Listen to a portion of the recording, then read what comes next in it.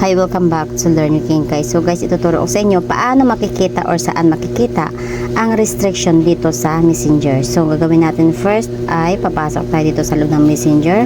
Pagpasok natin dito sa loob ng Messenger guys, ayan, tap natin yung menu. Pagka-tap mo ng menu guys, dito sa may bandang baba, makikita mo dito yung settings. Ayan, tap natin yung settings.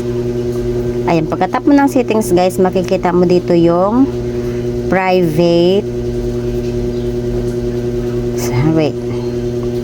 privacy and safety. Ayan, tap mo yung privacy and safety. Pagka-tap mo nitong privacy and safety guys, hahanapin mo lang dito sa may bandang baba ang restriction. Ayan, up ka pa.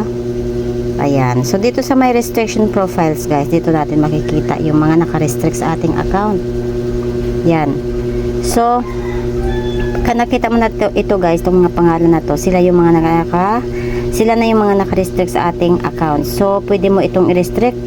Ayan, sa susunod na tutorial, panoorin mo at ituturo ko sa inyo kung paano unrestrict dito sa Messenger. Nakatulong ba sa iyo ang tutorial na to? Of course, kung oo, please don't forget to hit like, subscribe and share sa ating video. Have a nice day.